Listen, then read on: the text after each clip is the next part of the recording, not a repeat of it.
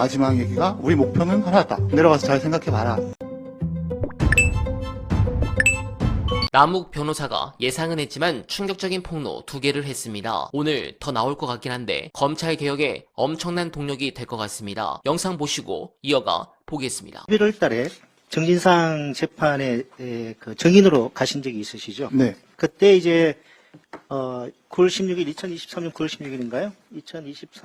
2022년 9월 16일부터 18일 동안 긴급 체포가 되어서 서울중앙지검 구치감에 2박 3일 있었던 내용 증언한 적이 있으시죠? 네. 증언 내용을 보면은 구치감이라는 시설은 중앙지검 청사 지하에 있는 햇볕이 들지 않는 시설이지요라는 질문에 예라고 답변하셨는데 맞습니까? 맞습니다. 이게 이제 얼마 전에 그 국정조사 특위에서 이제 그 서울중앙지검 구치감 현장 조사를 방문 조사했을 때 그걸 이제 이미지화 해가지고 여기 이제 그 정인이 그 당시 혼자 있었던 모습을 이 그래픽화한 것입니다.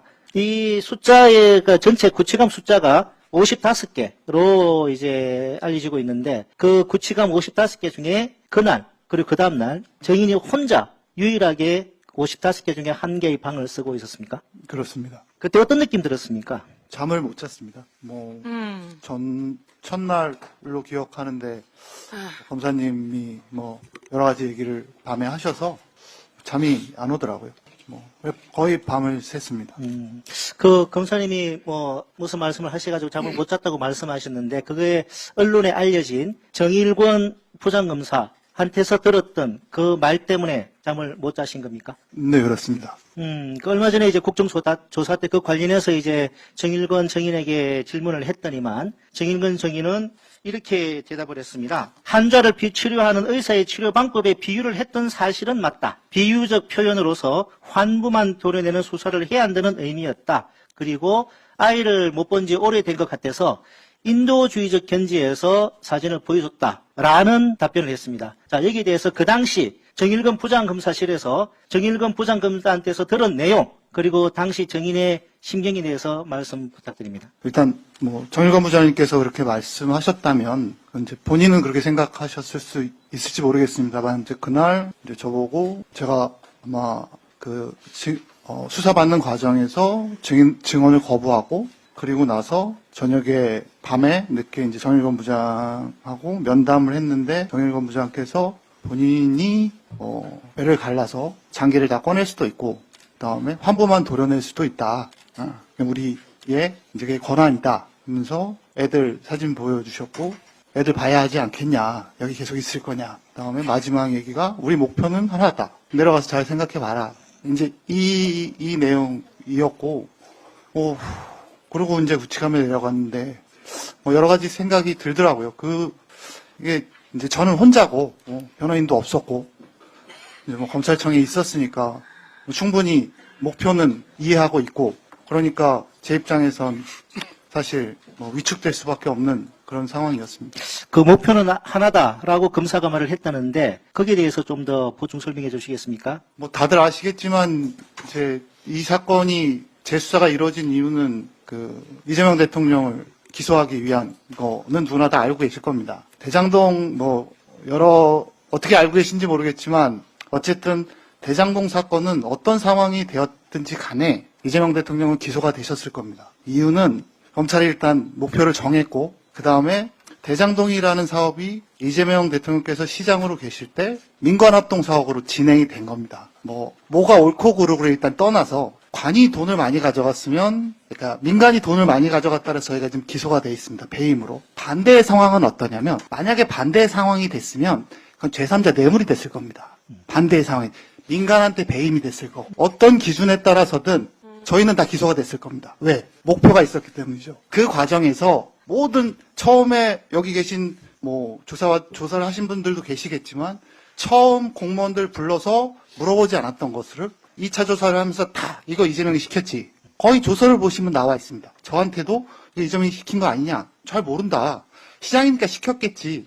그러지 않았겠냐. 나중에 이제 말씀드릴 기회가 있겠지만 유동규 본부장 같은 경우는 마지막엔 이제 거짓말들을 하기 시작합니다. 없었던 사실들을. 근데 심지어 그런 것들이 수사 검사님하고 어떤 얘기가 오가서 그랬는지는 모르지만 결국은 법정에서 인정이 되고 검증 없이 인정이 되고 유죄의 증거로 쓰이고 이런 상황까지 와 있습니다. 저는 뭐 개인적으로 제가 잘못한 것도 분명히 있습니다. 그거에 대한 책임은 지겠다고 늘 말씀을 드렸고, 하지만 답답하고 억울한 부분도 있는데 그런 부분들은 좀 뭐 이런 자리를 빌어서 밝혀졌으면 좋겠습니다. 정일건 검사가 우리 목표는 하나다 이렇게 이야기했다는 거죠? 네, 예, 아이들 사진, 아이들은 어디에 있습니까? 미국에.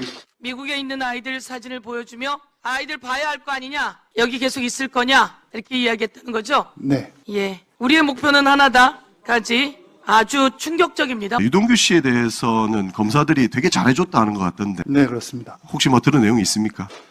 어쨌든 어느 순간부터 유동규 본부장께서는 수사에 적극적으로 협조를 하셨고, 나중에 이제 뭐 어느 검사님은 우리가 유동규는 지켜야 되지 않겠냐, 검사가요? 뭐 이런 얘기까지 이제 하셨다고 하니까, 그거는 뭐 객관적으로 뭐 구형이나 어떤 수사 재판 과정에서의 어떤 것들을 보면 어느 정도 뭐 좀 베너핏이 있었다, 뭐 이렇게 저는 그렇게 생각하고 있습니다. 그 검사님 성함 기억하십니까? 김영석 검사인 걸로 알고 있습니다.